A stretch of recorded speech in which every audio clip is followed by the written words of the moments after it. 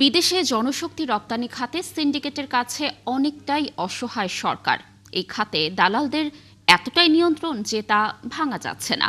বিশ্ব অভিবাসী দিবসের অনুষ্ঠানের বক্তব্যে সরকারের অসহায়ত্বের কথা এভাবেই বললেন প্রধান উপদেষ্টা ডক্টর মোহাম্মদ ইউনূস। তিনি বলেন, জাল কাগজ ও জালিয়াতির কারণে কয়েকটি দেশ বাংলাদেশ থেকে প্রবাসী শ্রমিক নেওয়া বন্ধ করে দিয়েছে। এসব থেকে অভিবাসী খাতকে মুক্ত করতে হবে বলে জানান প্রধান উপদেষ্টা। দর্শক আরও জানাচ্ছেন মোহন ইসলাম। উন্নত জীবনের স্বপ্ন আর জীবিকার সন্ধানে নিজের জীবন চরম ঝুঁকিতে ফেলে নৌকায় করে ভূমধ্যসাগর পাড়ি দিয়ে প্রতি বছর লিবিয়া থেকে ইতালি যাওয়ার চেষ্টা করে হাজারো তরুণ। তীব্র খাবার সংকট, নৌ দুর্ঘটনা আর মিলিশিয়াদের কবলে প্রাণহানির ঘটনাও ঘটে প্রচুর, যাদের বড় একটা সংখ্যা বাংলাদেশি। এদের প্রায় সবাই দালালের হাত ধরেই এই পথ বেছে নেয়।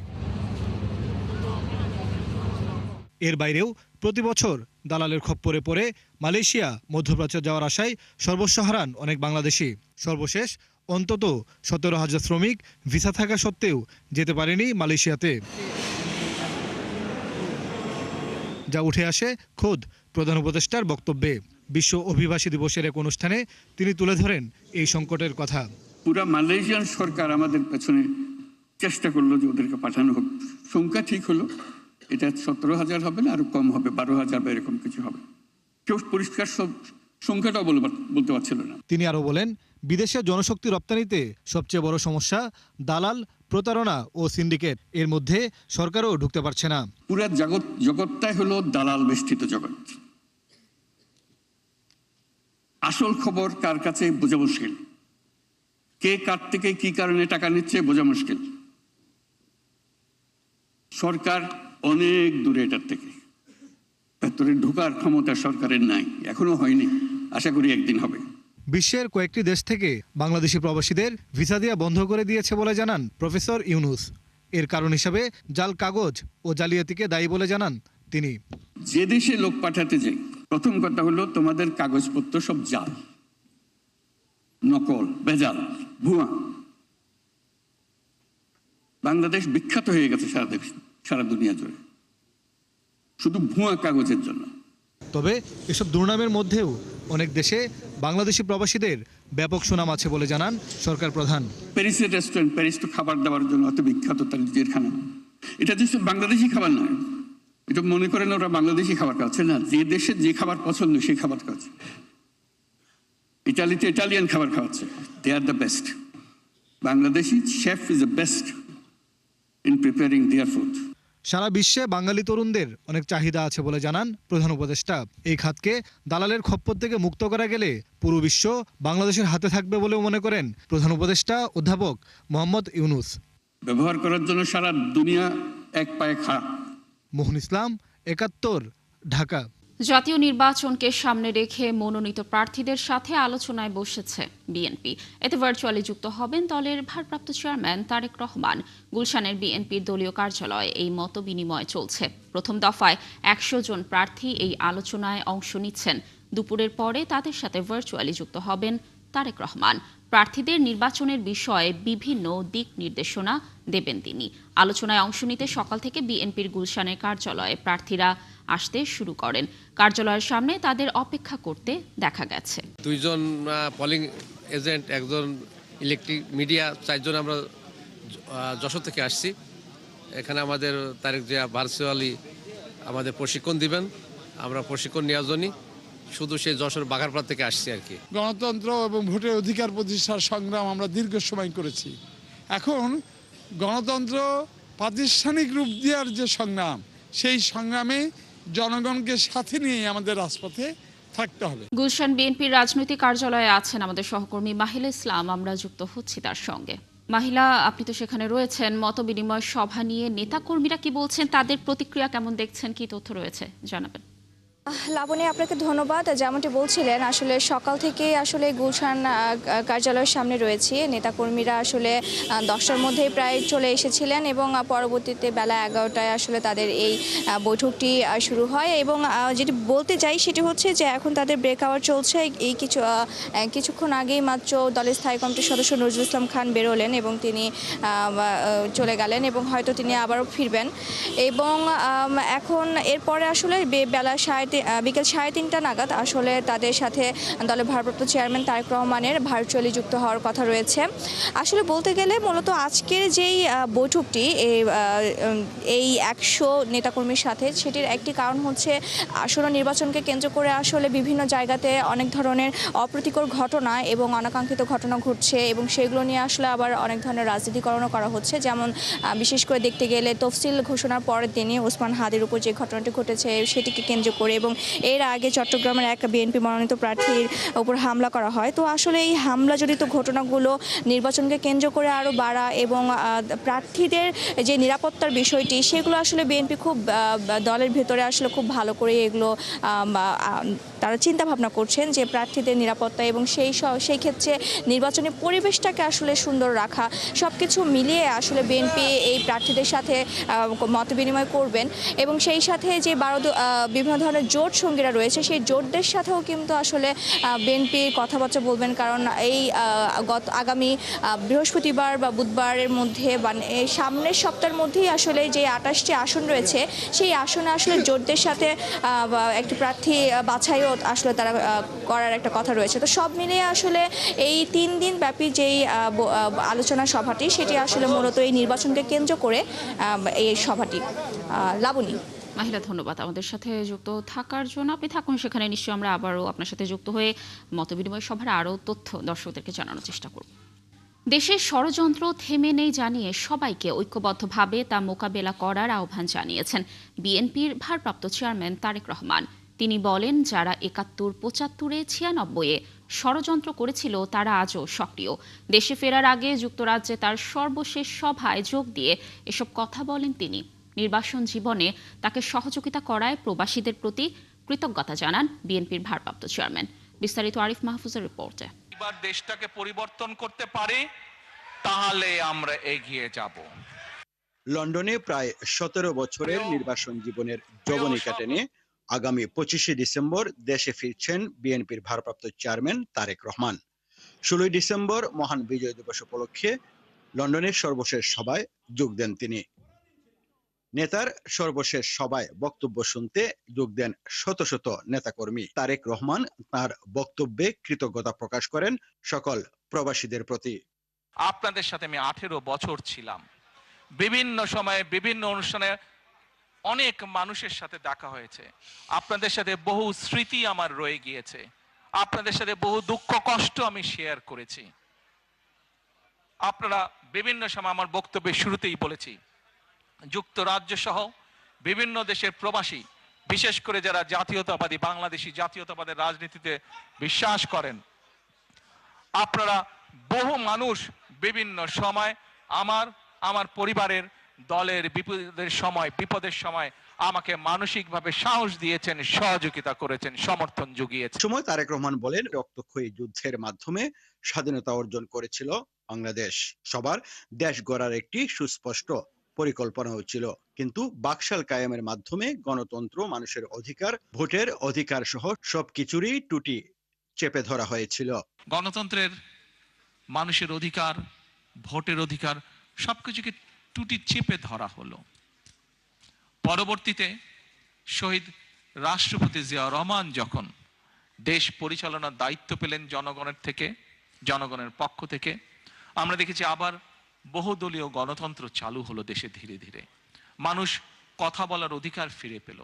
দেশে ষড়যন্ত্র থেমে নেই, সবাইকে ঐক্যবদ্ধভাবে এই ষড়যন্ত্র মোকাবেলা করার আহ্বান জানান তারেক রহমান। ষড়যন্ত্র চলছে, ষড়যন্ত্রকারীরা কিন্তু তাদের সেই 71-এ যারা ষড়যন্ত্র করেছিল, 75-এ যারা ষড়যন্ত্র করেছিল, 7ই নভেম্বরে পরাজিত হয়েছিল, 81-তে যারা ষড়যন্ত্র করেছিল, 96-তে যারা ষড়যন্ত্র করেছিল, পরবর্তীতে যারা ষড়যন্ত্র করেছে, তাদের ষড়যন্ত্র কিন্তু থেমে নেই। জুলাই আগস্ট আন্দোলন কোনো একক রাজনৈতিক দলের অর্জন নয়, এটি ছিল সাধারণ জনতার আন্দোলন ও অর্জন।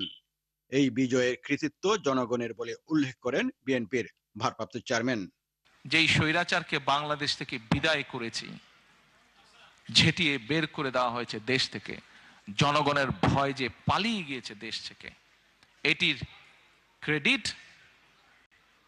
এটির অর্জন কোনো রাজনৈতিক দলের নয়, এটির অর্জন সম্পূর্ণভাবে বাংলাদেশের সাধারণ মানুষের ক্রেডিটে। United we stand, divided we fall. Mahfuz, ৭১, London. নাশকতার 2 মামলায় মির্জা আব্বাস সহ ৪৯ জনকে অব্যাহতি দিয়েছে সিএমএম আদালত। ২০১৩ সালে পল্টন ও শাহজাহানপুর থানায় মামলা দুটি করা হয়। মামলার শুনানিতে বুধবার সকালে আদালতে আসেন বিএনপির স্থায়ী কমিটির সদস্য মির্জা আব্বাস ও বিএনপির চেয়ারপারসন খালেদা জিয়ার উপদেষ্টা আমানুল্লাহ আমান। দীর্ঘ ১২ বছর ধরে শুনানি শেষে পুঙ্খানুপুঙ্খ বিচার বিবেচনা করে এই মামলা থেকে তাদের অব্যাহতি দেয়া হয়েছে বলে জানান তাদের আইনজীবী মহিউদ্দিন চৌধুরী। আওয়ামী লীগ সরকার রাজনৈতিক উদ্দেশ্যে প্রতিহিংসার কারণে তাদের বিরুদ্ধে মিথ্যা ও হয়রানিমূলক মামলা করেছিল বলে এ সময় অভিযোগ করেন মির্জা আব্বাস। গণ অভ্যুত্থানের পরেও এসব হয়রানিমূলক মামলাকে কেন সরকার একটি নোটিশের মাধ্যমে তুলে নিচ্ছে না, এ নিয়েও প্রশ্ন তোলেন তিনি। আমরা দীর্ঘদিনের তদন্তে বোধহয় প্রমাণিত হয়েছে যে মামলাটি ছিল ভুয়া। আমরা একটা র্যালি করে আসছিলাম আমাদের পার্টি অফিস থেকে, তো সিদ্ধেশ্বরী অথবা কাকরাইলের আশেপাশেই হঠাৎ করে আমাদের উপরে গ্রেনেড, সাউন্ড গ্রেনেড, গুলি, অতঃপর অনেক গোলাগুলি করে আর কি ওখানে। তো আমরা তো যে যার মতো আত্মরক্ষা করি। অতঃপর পুলিশ আমাদের বিরুদ্ধে ভুয়া কিছু মামলা দেয়। সেই মামলা ২০১৩ সাল থেকে আজ পর্যন্ত, আজকেও ২০২৫ চলছে। আমাদেরকে এই কোর্টে আসা যাওয়া করতে করতে সময় নষ্ট হয়েছে, টাকা নষ্ট হয়েছে। এই মামলায় আমাদেরকে জেলেও যেতে হয়েছে। ১৭ বছর কষ্ট করতে হয়েছে। আজকে আমরা ২৪১-এর এই ধারা মোতাবেক আদালতে দরখাস্ত দিয়েছি। আদালত মামলাটা পূর্ণাঙ্গ পুঙ্খানুপুঙ্খানুভাবে পর্যালোচনা করে দেখেছেন মামলাটা মিথ্যা, বানোয়াট এবং উদ্দেশ্য প্রণোদিত। সেই সব আদালত ন্যায় বিচারের স্বার্থে ওনাদের সবাইকে অব্যাহতি দিয়েছেন। ইনকিলাব মঞ্চের আহ্বায়ক শরীফ ওসমান বিন হাদিকে গুলি করে হত্যা চেষ্টার মামলার মূল অভিযুক্ত শুটার ফয়সালের মা বাবাকে গ্রেফতার করেছে র্যাব। মঙ্গলবার ভোরে দক্ষিণ কেরানীগঞ্জের হাসনাবাদ হাউজিং এলাকায় বিশেষ অভিযান চালিয়ে তাদের গ্রেফতার করা হয়। উদ্ধার করা হয়েছে হত্যায় ব্যবহৃত ৩টি অস্ত্র। এদিকে তার সহযোগী কবিরকে ৭ দিনের রিমান্ডে পাঠিয়েছে আদালত। মঙ্গলবার বিকেলে ঢাকা মেট্রোপলিটন ম্যাজিস্ট্রেট হাসিবুজ্জামান এই আদেশ দেন। কবিরকে জিজ্ঞাসাবাদে হাদিকে হত্যা চেষ্টার রহস্য উন্মোচন ও মূল হোতাকে গ্রেফতার করা সম্ভব হবে বলে মনে করছেন গোয়েন্দারা। এর আগে এই ঘটনায় ফয়সালের স্ত্রী, বান্ধবী শ্যালক, হামলায় ব্যবহৃত মোটরসাইকেলের মালিক সন্দেহে একজন, সহযোগী কবির ও তাকে পাচারের সহায়তার অভিযোগে সীমান্ত থেকে আরও 2 জনকে গ্রেফতার করা হয়। গত ১২ ডিসেম্বর গণসংযোগের জন্য বিজয়নগর এলাকায় গিয়ে ওসমান হাদি হামলার শিকার হন। গুম ও শতাধিক মানুষকে হত্যার মামলায় সাবেক সেনা কর্মকর্তা জিয়াউল আহসানের বিরুদ্ধে অভিযোগ আমলে নিয়েছেন ট্রাইব্যুনাল। দুপুরে প্রসিকিউশনের দাখিল করা আনুষ্ঠানিক অভিযোগ আমলে নিয়ে আগামী ২১ ডিসেম্বর পরবর্তী শুনানি ধার্য করেছে আন্তর্জাতিক অপরাধ ট্রাইব্যুনাল ১। তার বিরুদ্ধে গাজীপুরে ৩ জনকে হত্যা, বরগুনার পাথরঘাটার চর দুয়ানিতে ৫০ জন হত্যা, বনদস্যু দমনের নামে সুন্দরবনে বন্দুক যুদ্ধের নাটক সাজিয়ে বেশ কয়েকজনকে হত্যার ৩টি সুনির্দিষ্ট অভিযোগ আনা হয়েছে তার বিরুদ্ধে। কুষ্টিয়ায় ৬ হত্যা সহ মানবতা বিরোধী অপরাধের মামলায় হাসানুল হক ইনুর বিরুদ্ধে পরবর্তী সাক্ষ্য গ্রহণের জন্য ২৪ ডিসেম্বর দিন ঠিক করেছে ট্রাইব্যুনাল। এছাড়া রামপুরায় কার্নিশে ঝুলে থাকা আমির হোসেনকে গুলি ও ২ জনকে হত্যা মামলায় ৪ জানুয়ারি পরবর্তী সাক্ষ্য নেওয়া হবে। আর জুলাইয়ের মানবতা বিরোধী অপরাধের মামলায় সালমান এফ রহমান ও আনিসুল হকের বিরুদ্ধেও অভিযোগ গঠনের শুনানি চলছে। আন্তর্জাতিক অপরাধ ট্রাইব্যুনাল ১-এ এই শুনানি হচ্ছে। এর আগে বিদেশি আইনজীবী নিয়োগ চেয়ে আবেদন করেন তারা। এর বাইরে আবু সাইদ হত্যা মামলারও সাক্ষ্য গ্রহণ চলছে ট্রাইব্যুনালে। এদিকে ইন্টারনেট বন্ধ করে গণহত্যার মামলায় আজ হাসিনা পুত্র সজীব ওয়াজেদ জয় ও পলকের বিরুদ্ধে অভিযোগ গঠনের শুনানি ৭ জানুয়ারি। এছাড়া জয়ের পক্ষে আজ স্টেট ডিফেন্স নিয়োগ দিয়েছে ট্রাইব্যুনাল। এর আগে তার বিরুদ্ধে গ্রেফতারি পরোয়ানা ও পত্রিকায় বিজ্ঞপ্তি দেওয়ার নির্দেশ দেন ট্রাইব্যুনাল। ভবন নির্মাণ বা বৈদ্যুতিক সংযোগের খবর নাই, উল্টো কেনা হয় শত শত কোটি টাকার যন্ত্রপাতি। লোকবলের অভাবে বিকল বা প্যাকেটবন্দি হয়ে পড়ে আছে। ফলে একদিকে যেমন অর্থের অপচয় হয়েছে, অন্যদিকে কাঙ্ক্ষিত সেবা থেকে বঞ্চিত রোগীরা। এমনই চিত্র মানিকগঞ্জ মেডিকেল কলেজ ও হাসপাতালের। মানিকগঞ্জ প্রতিনিধি মনিরুল ইসলাম মিহিরকে সাথে নিয়ে হিমেল মাহবুবের বিশেষ প্রতিবেদন। ছবি তুলেছেন আব্দুল করিম। তীব্র মাথা ব্যথায় পরীক্ষার কেন্দ্রে অচেতন হয়ে পড়েন ১০ম শ্রেণীর ছাত্রী আমেনা। জরুরি ভিত্তিতে মানিকগঞ্জ মেডিকেল কলেজ হাসপাতালের মেডিসিন বিভাগে ভর্তি করা হয়। সিটি স্ক্যান সহ নানা পরীক্ষা নিরীক্ষায় সঠিক রোগ নির্ণয় না হওয়ায় চিকিৎসক এমআরআই করার পরামর্শ দেন। কিন্তু এমআরআই করতে বলছে, এখন এই জায়গায় তো এমআরআই নাই। আমাদের ঢাকায় যাতায়াত করতে হবে, যাতায়াত করতে হলো তো আমাদের তো আমরা তো রোগী, আমাদের তো কষ্ট হবে না। হাসপাতালে ভর্তি রোগীর এমআরআই করানোর জন্য যেতে হবে মানিকগঞ্জ থেকে ৫৫ কিলোমিটার দূরে রাজধানীর কোনো হাসপাতালে। একে তো দূরের পথ, অন্যদিকে যাতায়াত খরচ, সব মিলিয়ে মহা দুর্ভোগে রোগীরা। না থাকলে তো আমাদের ঢাকা যেতে কষ্ট হয় কিংবা ওই সাভার যেতে কষ্ট হয়। খোঁজ নিয়ে জানা যায় হাসপাতালে রয়েছে এমআরআই মেশিন। তাহলে রোগীকে কেন যেতে হবে বাইরে? হাসপাতালের নিচতলা রেডিওলজি বিভাগে গিয়ে দেখা গেল এমআরআইয়ের কক্ষটি তালাবদ্ধ।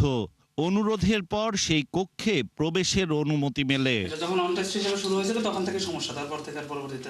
এখানে স্থাপন করা হয়েছে অত্যাধুনিক এমআরআই মেশিন, কিন্তু চারিদিকে ধুলোর আস্তরণ। কর্তৃপক্ষ বলছে দক্ষ জনবল আর বৈদ্যুতিক সংযোগ না থাকায় মেশিন থেকে হিলিয়াম গ্যাস বের হয়ে গেছে, নষ্ট হয়ে গেছে ম্যাগনেট, ফলে বিকল হয়ে গেছে যন্ত্রটি। এমআরআই মেশিনটা আমাদের শুরু করার পর থেকেই যান্ত্রিক কিছু মেশিনের ত্রুটি ছিল, এর কারণে চালু করা সম্ভব হয়নি।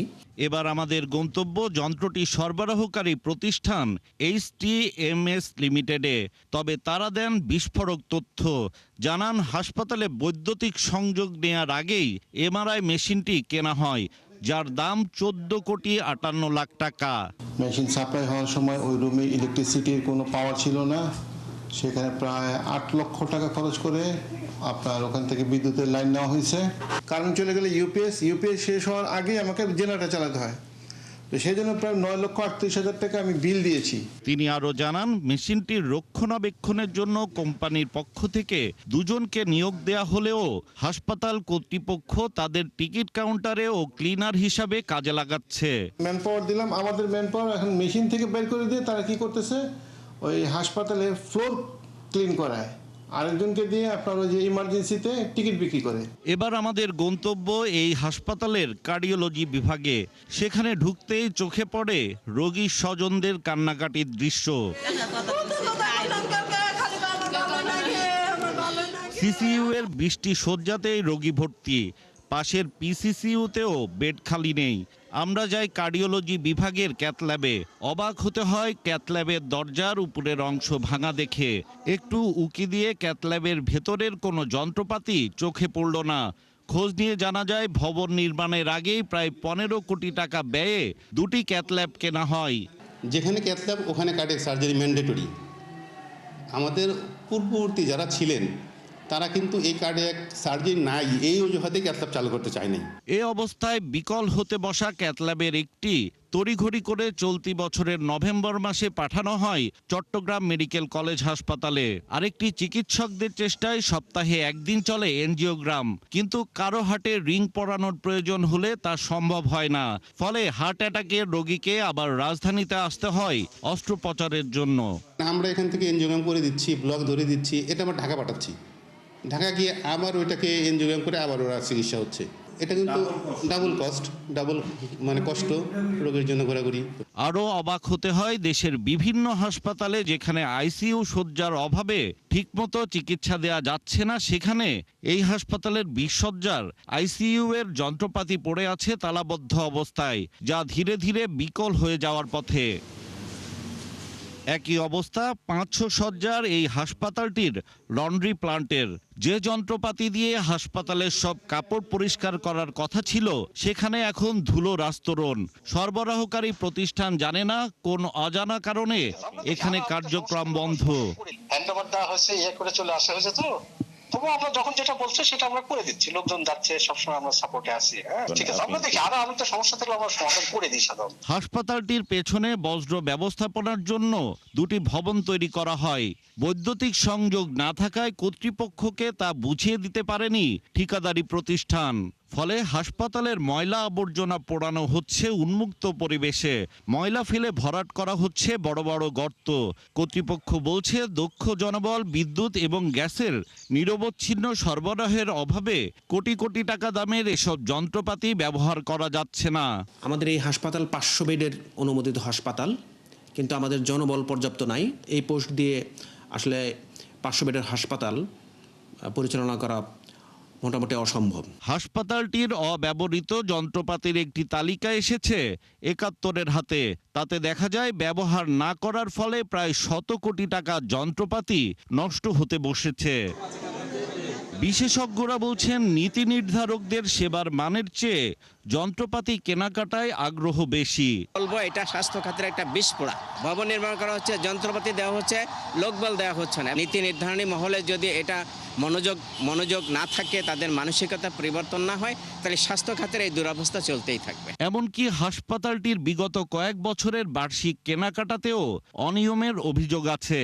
চিকিৎসার নামে অবহেলা আর কেনাকাটার নামে এরকম হরিলুট, এ যেন বাংলাদেশের স্বাস্থ্য খাতের জ্বলন্ত প্রতিচ্ছবি। নিয়ম বা প্রয়োজনের তোয়াক্কা না করে জনগণের ট্যাক্সের টাকার অপচয় চলে আসছে বহু বছর আগ থেকেই, অথচ দোষী কিংবা অভিযুক্তরা থেকে যাচ্ছেন ধরাছোঁয়ার বাইরে। হিমেল মাহবুব, ৭১, মানিকগঞ্জ। আধুনিক এই যুগে এসেও জটিল ও সংবেদনশীল রোগের চিকিৎসার জন্য প্রতি 2 জনের 1 জনই নির্ভর করেন ফার্মেসির ওপর। অথচ কাছাকাছি দূরত্বে সরকারি বেসরকারি চিকিৎসা কেন্দ্র থাকলেও সেখানে যেতে চান না তারা। সম্প্রতি বিবিএস-এর এক জরিপে উঠে এসেছে এমন তথ্য। বিশ্লেষকরা মনে করেন স্বাস্থ্য সেবায় সরকারের অবহেলার কারণেই আস্থা হারাচ্ছেন সাধারণ মানুষ। ইমদাদ হোসাইনের প্রতিবেদন। বুক ব্যথার ওষুধ কিনতে বিরাবা বাজারের এক ফার্মেসিতে এসেছেন রূপগঞ্জের এই তরুণ। শুধু তিনি নন, আশেপাশের অনেকেরই যে কোনো সমস্যার প্রাথমিক ভরসা এই ধরনের ফার্মেসি। অথচ কাছাকাছি হাসপাতাল, ক্লিনিক বা ডাক্তারের চেম্বার থাকলেও সেদিকে যেতে আগ্রহী নন এসব মানুষজন। এমনি আমার অ্যান্টিবায়োটিক লাগে না, হ্যাঁ, তো আমি যে কাশ করা থেকে আমি 2টা সিরাপ নিয়ে খাইছি, কমে নাই।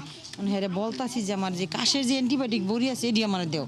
এটা ধরেন লইছে অনেক ঘুমের ওষুধ, ঘুম হয় না কম।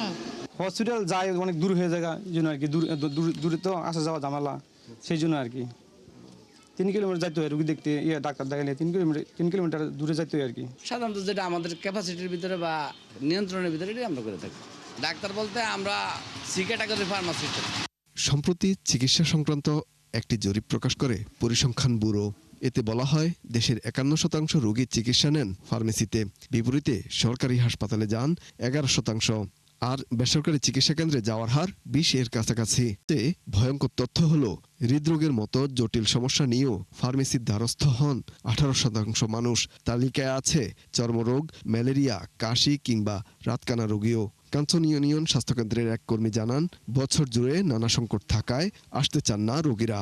কিছু রোগী চলে যাচ্ছে অন্যান্য জায়গায়, যারা হয়তো ভেবে থাকে এখানে তাদের চাহিদা অনুযায়ী আমরা সাপ্লাই দিতে পারবো না। এটার একটা বড় কারণ হচ্ছে মাঝখানে আমাদের অনেক দিন মেডিসিন সাপ্লাই বন্ধ ছিল, কারণ একজন মেডিকেল অফিসার, একজন এমবিবিএস ডক্টর আমার থেকে অনেক ভালো সেবা দিয়ে থাকবেন। সেক্ষেত্রে আমাদের রোগী হয়তো 80 থেকে 100 জন বা তার থেকেও বেশি হতে পারতো। যেহেতু এটা একটা জনবহুল এলাকা, প্রচুর সার্ভিস নিতে আসে মায়েরা, বোনেরা।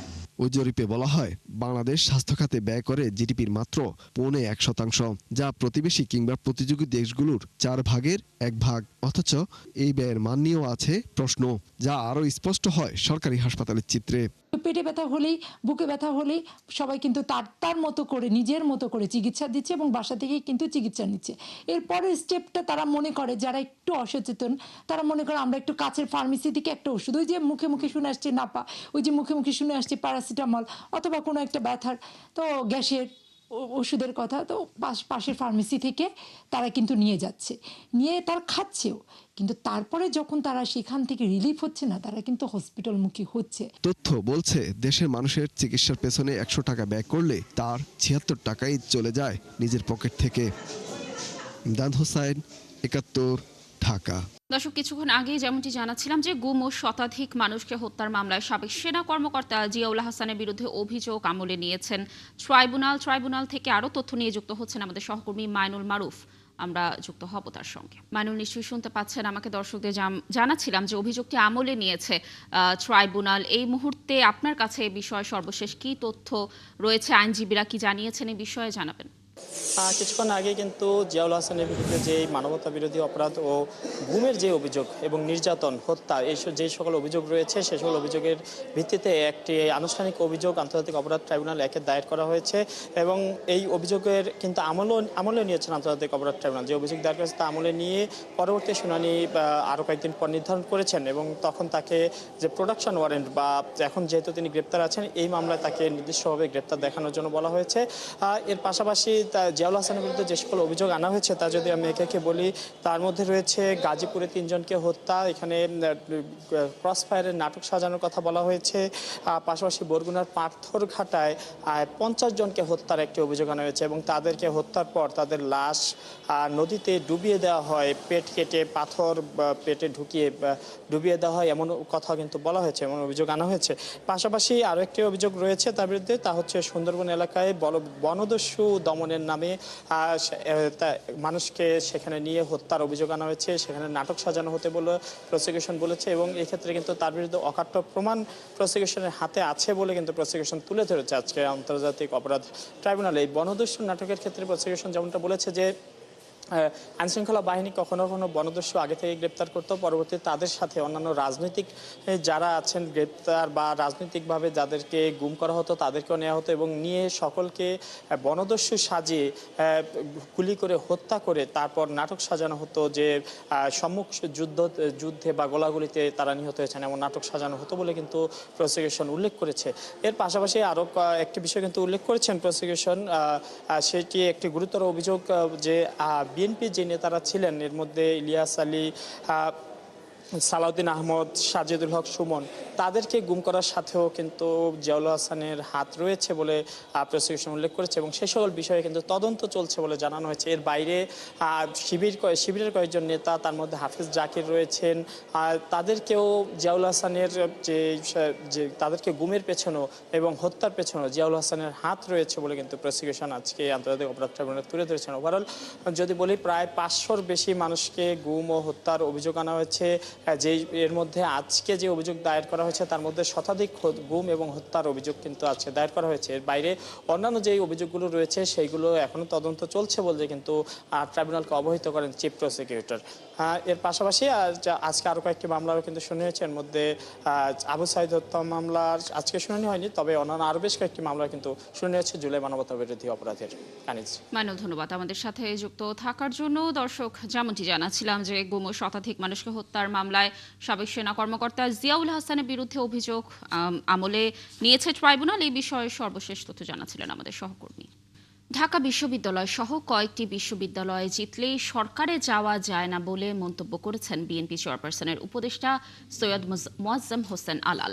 জাতীয় প্রেস ক্লাবে এক অনুষ্ঠানে তিনি এ মন্তব্য করেন। এ সময় আওয়ামী লীগের সমালোচনা করে বিএনপির এই নেতা বলেন, সবকিছুতে নোংরামি করা ছাড়া আওয়ামী লীগের আর কিছুই খুঁজে পাওয়া যায় না। তারা বেগম জিয়াকে বাড়ি থেকে বের করে দিয়েছিল। শেখ মুজিব শুধু বক্তৃতা দিয়ে জনগণকে উত্তেজিত করেছিলেন, তিনি ও তার পরিবারকে ভালো রেখেছিলেন। তারা কখনো অস্ত্র নিয়ে যুদ্ধ করেনি। আর বিএনপির ভারপ্রাপ্ত চেয়ারম্যান তারেক রহমানের দেশে ফেরা নিয়ে আলাল বলেন, শুধু বিএনপি নয়, পুরো জাতি তারেক রহমানের অপেক্ষায় রয়েছে। নির্বাচনের আগে বারবার নারীদের নিরাপত্তা, বৈষম্য ও অধিকার নিয়ে আশ্বাস দিলেও ভোট শেষে ভুলে যান নেতারা। তাই ত্রয়োদশ সংসদ নির্বাচনে আগে বরগুনার নারীরা বলছেন, আর মৌখিক আশ্বাস নয়, এবার নিশ্চয়তা নিয়েই ভোট দিতে চান বরগুনা উপকূলের নারীরা। পাশাপাশি ভোট কেন্দ্রে নিরাপত্তা নিশ্চিত করেই তারা কেন্দ্রে যেতে চান। ইমরান টিটুর প্রতিবেদন। মুক্তিযুদ্ধের নির্বাচন 1970 সালেও বরগুনা উপকূলের সব নারী ভোট কেন্দ্রে যেতে পারেননি, কারণ তখনকার সমাজে বেশিরভাগ নারীর ভোট দেওয়ার ব্যাপারে পারিবারিক ও সামাজিক বাধা ছিল যোগাযোগ ব্যবস্থার সংকটও। কিন্তু মুক্তিযুদ্ধের পর ১৯৭৩ সালের সাধারণ নির্বাচনে প্রথম স্বতঃস্ফূর্তভাবে ভোট দেন উপকূলের নারীরা। এরপর পার হয়েছে ১২টি সংসদ নির্বাচন। এখন সেখানকার নারী ভোটাররা বলছেন, যে আশ্বাসে তারা ভোট দেন কোনো প্রার্থী ভোট শেষে কথা রাখে না।